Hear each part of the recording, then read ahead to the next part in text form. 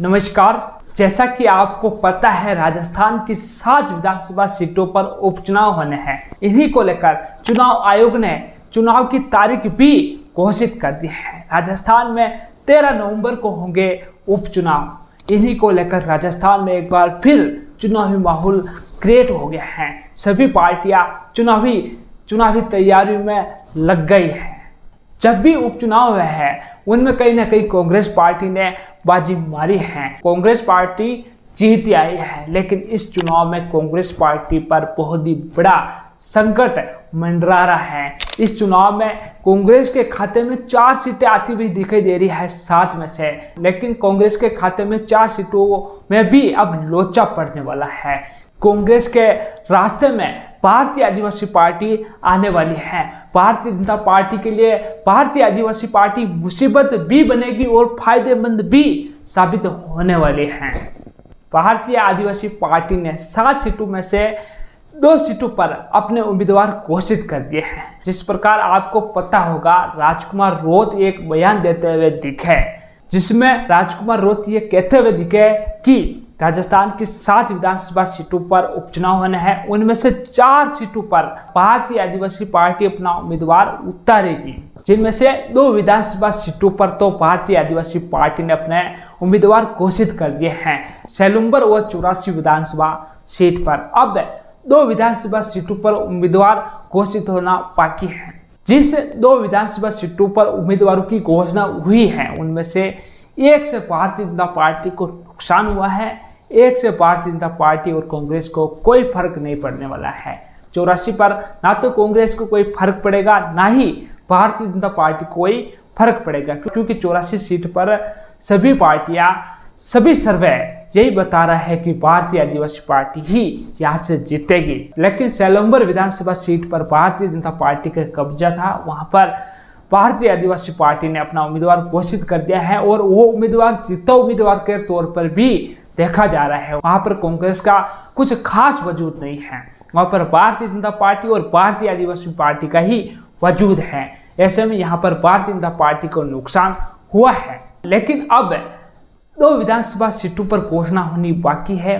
उन विधानसभा सीटों पर कांग्रेस को ही नुकसान होगा, क्योंकि देवली उनियारा और दौसा विधानसभा सीट, इन दोनों पर ही घोषणा बाकी है भारतीय आदिवासी पार्टी की। इन सीटों पर कांग्रेस को बहुत ही ज्यादा नुकसान होगा, क्योंकि जो आदिवासी लोग हैं वो प्राचीन काल से ही कांग्रेस पार्टी के साथ देखने को मिलते आए हैं। अगर वो भारतीय आदिवासी पार्टी के खाते में अगर वो वोटर्स जाते हैं तो कहीं ना कहीं कांग्रेस को बहुत ही ज़्यादा नुकसान होगा, क्योंकि इन सीटों पर भारतीय आदिवासी पार्टी के तो कोई कार्यकर्ता है नहीं। अब जो बनेंगे नए कार्यकर्ता ही बनेंगे, वो नए कार्यकर्ता कांग्रेस से ही निकल कर आने वाले हैं। अगर भारतीय जनता पार्टी में से कार्यकर्ता आएंगे तो बहुत ही कम आएंगे, यानी कि इन 2 सीटों पर कांग्रेस को बहुत ही ज़्यादा नुकसान होने वाला है। और इन 2 सीटों पर भारतीय जनता पार्टी के लिए यह उम्मीदवार घोषित होना फायदेमंद साबित हो सकता है। अगर कांग्रेस के वोट करते हैं तो कहीं ना कहीं भारतीय जनता पार्टी के जीतने के चांसेस भी बढ़ते हैं। तो सचिन पायलट की गढ़ कही जाने वाली देवली उनियारा और दौसा विधानसभा सीट अब कांग्रेस के हाथों से जा सकती है और भारतीय जनता पार्टी के खाते में डल सकती हैं। यह तो साफ हो गया है कि भारतीय आदिवासी पार्टी कांग्रेस से गठबंधन अब इस चुनाव में नहीं करने वाली है। अगर गठबंधन नहीं करने वाली है तो भारतीय आदिवासी पार्टी कांग्रेस के लिए मुसीबत भी बनने वाली है। अगर सीधे तौर पर यह कहे, यह उपचुनाव भारतीय जनता पार्टी के ही खाते में जाने वाला है। जो भारतीय जनता पार्टी एक सीट पर अपनी जीत देख रही है, वो इस बार शायद 4 सीटों से भी ज़्यादा सीटें जीत सकती है। अगर ऐसा समीकरण बैठ जाता है, अगर भारतीय आदिवासी पार्टी 4 सीटों पर अपनी घोषणा कर देती है तो कहीं ना कहीं भारतीय जनता पार्टी का ही यहाँ पर पलड़ा भी भारी रहने वाला है। और खींवसर पर भी भारतीय जनता पार्टी की पकड़ बताई जा रही है, क्योंकि वहाँ का जो रेवेंद्र राम डांगा है, जो हनुमान बेनीवाल से मात्र 2000 वोटों से ही हारा था, उसे ही भारतीय जनता पार्टी ने अपना उम्मीदवार घोषित कर दिया है। यानी कि रेवेंद्र राम डांगा को जीतने के लिए मात्र 2000 वोट ही चाहिए। इस बार रेवेंद्र राम डांगा ने इतना तो प्रयास किया भी होगा कि 2000 वोट मिल सके, क्योंकि अब देवेंद्र राम दागा के सामने हनुमान बेनीवाल भी नहीं होंगे। हनुमान बेनीवाल को कांग्रेस से गठबंधन करना बहुत ही जरूरी हो जाता है। अगर हनुमान बेनीवाल को अपनी सीट बचानी है तो कांग्रेस से गठबंधन करना जरूरी है। अगर हनुमान बेनीवाल कांग्रेस से गठबंधन नहीं करता है तो सीधे तौर पर यह भारतीय जनता पार्टी की जीत दिखाई दे रही है।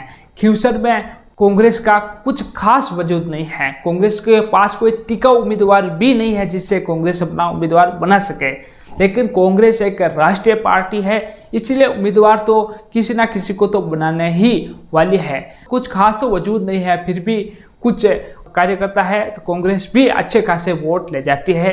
तो अगर कांग्रेस और आरएलपी वहां पर अगर गठबंधन कर ले तो कहीं ना कहीं आरएलपी और कांग्रेस का गठबंधन भारतीय जनता पार्टी पर भारी पड़ने वाला है। अगर कांग्रेस इस चुनाव को अच्छी रणनीति तैयार करके नहीं लड़ते हैं तो कांग्रेस के खाते में 1 से 2 सीटें ही मुश्किल से आ पाएगी। जो बाकी सीटों पर कांग्रेस अपनी जीत देख रही है वो सीटें कांग्रेस के हाथों से जा सकती हैं और भारतीय जनता पार्टी को इस उपचुनाव में बहुत ही बड़ा फायदा हो सकता है।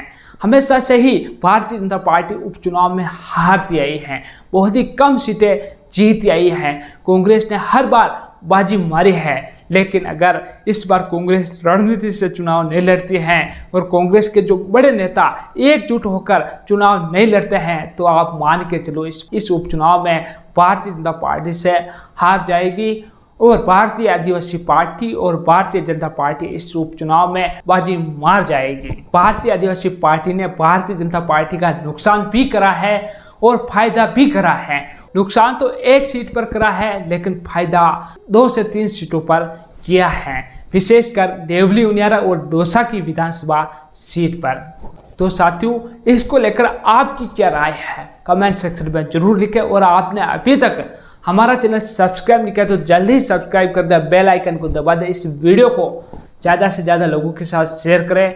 धन्यवाद।